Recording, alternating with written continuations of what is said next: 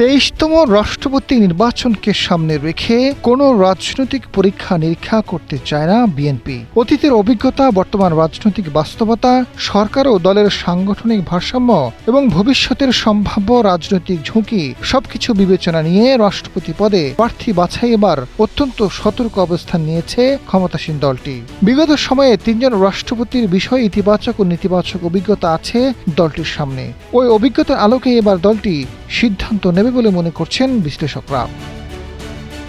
দলীয় নীতি নির্ধারণী পর্যায়ের সূত্র বলছে, রাষ্ট্রপতি নির্বাচনকে কেবল একটি সাংবিধানিক আনুষ্ঠানিকতা হিসেবে দেখছে না বিএনপি। আগামী দিনের রাজনৈতিক স্থিতিশীলতা, সাংবিধানিক প্রতিষ্ঠানগুলোর কার্যকারিতা এবং সরকারের কৌশলের অংশ হিসেবেই বিষয়টি মূল্যায়ন করা হচ্ছে।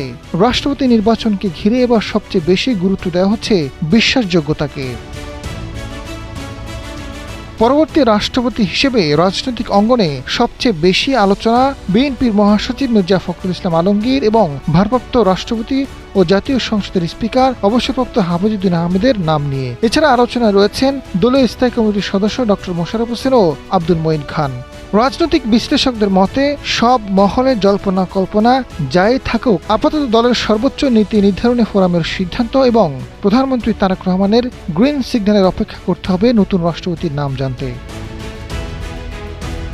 রাজনৈতিক বিশ্লেষক ডক্টর বদিউল আলম মজুমদার জানান, রাষ্ট্রপতি হলেন রাষ্ট্রের 1 নম্বর ব্যক্তি ও প্রধান নাগরিক। এই পদে একজন সৎ, মর্যাদাবান, মানসম্মত, সর্বজন গ্রহণযোগ্য ব্যক্তিকে বসানো উচিত। সরকার দেশের স্বার্থে একজন উপযুক্ত ও যোগ্য ব্যক্তিকে রাষ্ট্রপতি হিসেবে নির্বাচন করার সিদ্ধান্ত নেবে, তেমনটাই প্রত্যাশা থাকবে।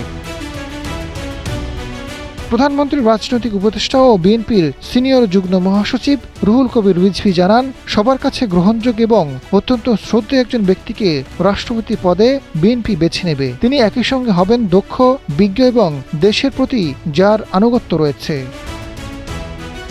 আজাদ ফারুক, সময়ের আলো।